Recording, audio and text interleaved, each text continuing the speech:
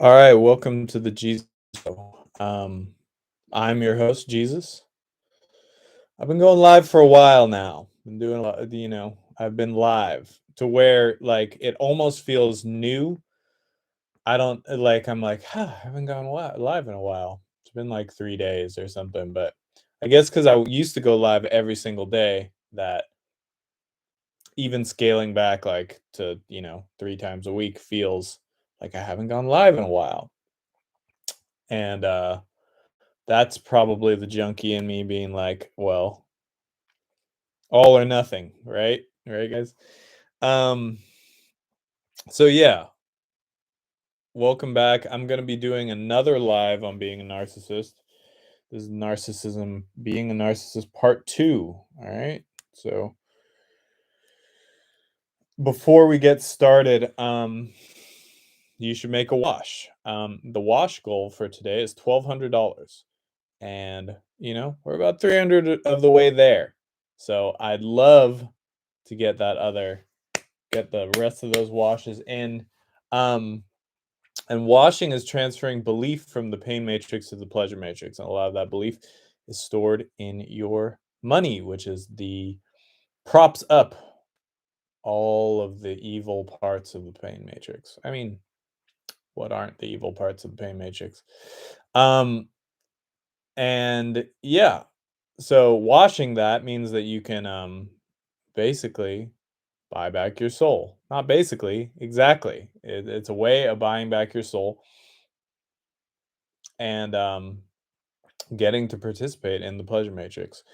So methods of doing so are linked below. The payment methods are down there. I'm going to say them anyway. Cash.me/$wash it all. PayPal.me/wash it all. That's for your simple um, payment apps. Hit either of those, um, and you're good. Um, Otherwise, you can send a wash um, by Zelle or Apple Pay. And that address is laundruss@automat.me. That's spelled down below if you're confused on the spelling there. And if you want to wash in any other way, you can send an email to 100f@automat.me. You're interested in doing a trade, asset washing, just, different kinds, time washing, reputation washing. These are all options that you have. So check it out. So being a narcissist, part deux. And one of the things that I think, well, on the last episode, I talked about some of my the roots of my narcissism being based in objectivism, which I think is, yes, there being in like a totally self-centered kind of like reality. But I also believe that um a lot of it comes from self-esteem. So needing the validation of others because having such a low kind of opinion of yourself, low self-esteem, to where we build ourselves up to be like more, you know, um to be pretending that we are important in a way that we aren't. And that's not even like, obviously, being a big deal is a completely different thing. It's like important in a way where, you actually aren't that important, because there's not much that a completely self-absorbed person can do. A self-absorbed person is not that big of a deal. But, if you're not a small deal, you're not a little person who needs to be obsessed with themselves to get through the day, then that allows a lot more fucking room. I'm trying really not to curse anymore. I'm kind of like trying to get cursing like out of my life. I don't really uh yeah, that's like one thing that I'm really going to try to do in this next year, is just curse as little as possible, because a curse, I don't know, it just feels like a curse. It feels like an actual curse. And that's why it's a curse word. And swearing or whatever, like, however you say it, it just doesn't feel right. And I think it's just a lazy thing that humans do sometimes. Whatever, bro. It's a lazy thing that I do. Let's just make it about myself. It's a lazy thing that I do to fill up space. And yeah, it's not really the person I want to be. Um so yeah, when you have low self-esteem, which I've had a lot of in my life and currently am battling, I have been battling, um, makes you very easy to be taken advantage of. Narcissists are very easy to be taken advantage of because their desires are pretty simple, and you can kind of like, and that's people think it's the other way around. Like, empaths are really easy to take advantage of. It's like, yes, that is true, but there's also like narcissists are easy to take advantage of in a different way because they're basically like so malleable to the agendas of Satanism that like, oh, okay, that person is just following their fucking thing. Like, that person doesn't have a regard for anyone outside of himself. And that's a weird thing about narcissism because like we do have regards for other people outside of ourselves. It's just all within the context of what that means about us. And yeah, it's been difficult coming to terms with some of those things because, in the pain matrix says that narcissism is incurable, which is like kind of a crazy thing because to tell like a whole bunch of people that a personality disorder that they have is just they have it, they're stuck with it for life is um yeah, it's just kind of like doesn't believe in the prevailing spirit of the human being and how humans can overcome pretty much everything. We are extremely we're extremely good at figuring shit out and making it, surviving, doing the thing, and it is not there's no I admit that maybe my narcissism was a survival technique for long enough where, and it did work. I was just talking to someone the other day about they were talking about some of their past kind of like addictive cycles that they were in, and they were like, yeah, well, I have to admit that I'm not going to deny that it worked. And I was like, yeah, that's important. Like, you're not supposed to deny that there were things about things that you were doing that maybe that's what you were supposed to be doing at that point and it saved you from a lot of shit. It might have also fucked up a lot of shit. That's where, like, you can kind of measure. It's not really like the thing about addiction is people like, you know, addiction should be measured on how much negative results it's bringing your life, not how many beers you're drinking or how much of the drug you're doing. It's like what or how much sex you're having, if you're a sex addict, any of these things. It's about what kind of negative effects is it bringing to your life. So, Baron Mashat being a Xanax addict and ending up dead, he was a pretty bad addict, you know? Because it resulted in the end of his life. And you could say that he was a worse addict than a bunch of Xanax people doing Xanax that are still alive, even if they do more Xanax. It is like the but you also look at like why he was doing the Xanax, and then you look at like what the fuck, how that ties into Satanism in the fucking music industry and what he was dealing with and the entities that were around him. But yeah, it leads to a pretty fucking bad addiction.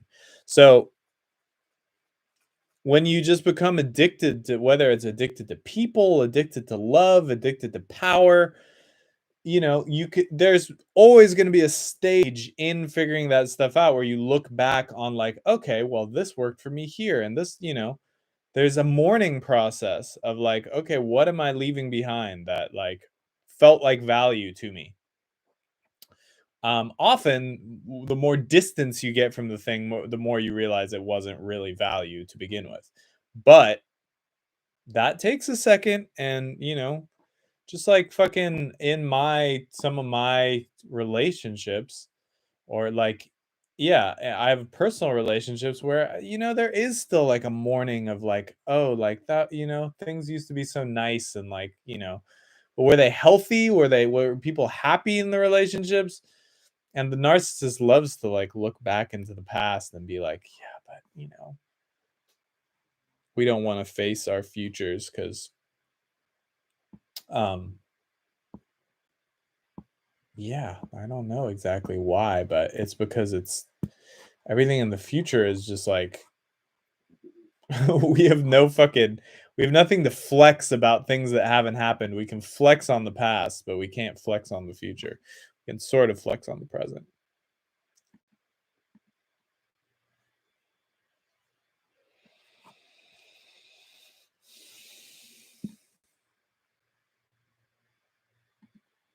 So yeah, MI is it's very easy to MI to take advantage of people with low self-esteem. I had low self-esteem and they were able to basically usher me into being a music executive, which is like the stupidest fucking job. And it may sound fucking glamorous. It did to me. Excuse me for swearing again.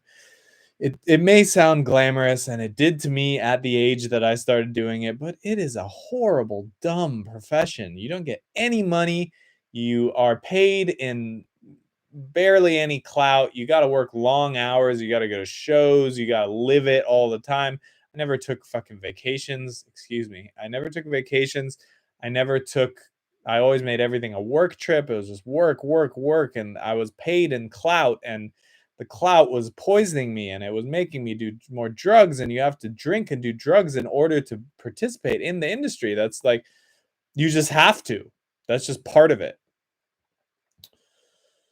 So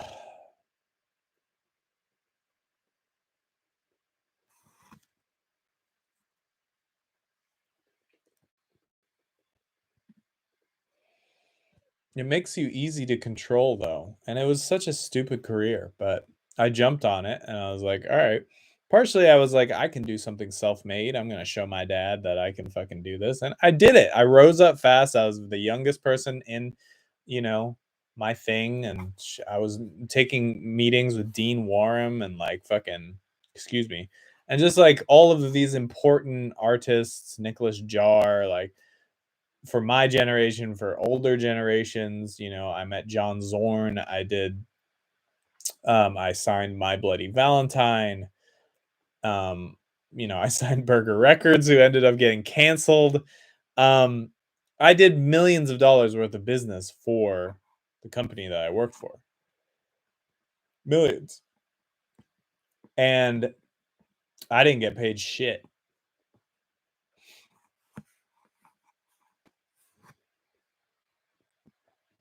So, but I didn't have high self-esteem. I didn't know what was possible, and I was still very much serving Satan's matrix, so it was very easy to like usher me into that position. And yeah, and then I was protecting that position, and I was protecting narcissists always have to protect themselves. There's always a sense of danger from letting your guard down even for a second, and it's like vulnerability as a narcissist. We like to tell ourselves that we're vulnerable, but and in some ways I do feel like I am vulnerable. But then I'm like, well, what is the intention? Vulnerability is not supposed to have like this like ulterior motive or like anything like that. And, that also means that we're not that good at being happy for people, and like, which is so weird because I do feel happy for people, but when it's directly involved in something that like affects me, I'm not. It's like a weird like I'm always thinking about power differentials and like things like that, and they hurt, and they fucking burn my ego. And like narcissists don't want to give up ego because ego is like our shell that we've created around ourselves. And yeah, we don't want to harvest it, because if we harvest it, then we're going to be soft tissue, and it's going to be easy to get.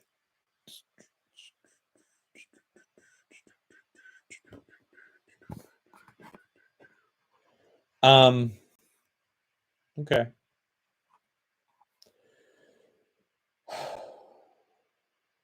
We always want to know what everything means about us. We're like, well, if this is happening, what does that mean about me? We're obsessed with personality tests. We're obsessed with things, even knowing what our fucking type is as a narcissist. There's just all of this shit. It's really hard to be in real relationships um, that aren't parasitic or weird or abusive or anything like that. It's very difficult. Um, and it's weird because I finally found like a relationship I want to be in, and I thought I was doing it right, and I was not. And it took distance to like be like, okay, I guess I wasn't. And like, I don't know. It's such a being a narcissist and being like getting to the bottom of it is such an like feels like it's such an L like all the time. Like you're taking one giant L. And it's like when I quit doing heroin, I can compare trying to quit being a narcissist to quitting doing heroin. Um, when I was withdrawing from heroin, I literally felt in my body that I was never going to be able to relax again. That there was no relaxation was gone. I was done. And quitting being a narcissist feels like I'm never going to get a W ever again. Like I'm never going to have something that I like, I'm never going to get another W because everything feels like an L when you're quitting being a narcissist. You feel like you're taking L's everywhere and you're not rewarded for the W's that you get because it would just inflate your fucking ego. So you're like W's are not normalized and L's are brought to your fucking attention really fucking hard. And you just feel like I'm never going to have that feeling of winning ever again. And partially that's because we have to generate our own fucking sense of, excuse me, our own W's, and we have to generate our own do it because it feels good to us, not because other people are going to validate our behavior and validate us. So, and even Ayn Rand, I believe, had a quote about narcissists are like they're like selfish people without the self. They don't do it for themselves, actually. They do it for the gratification that they get from other people recognizing him. So, yeah, that's the hard part is like transitioning from a view of what other people think of me and just being totally what I think of myself and getting everything I need from myself and not from other people. And it's hard because I literally for years figured out how to do relational PR really fucking well. I can do PR really fucking well within relationships. I can do PR really fucking well. And it got me some stuff, but nothing lasting. Well, it got me part of it got me here. And so you got to stunks the devil sometimes for the places that, you're like, well, thanks for that cuz now I can see what I did and, get to a better place. But yeah, it feels like taking an L, L, L, L, L, L, but two L's equal a W.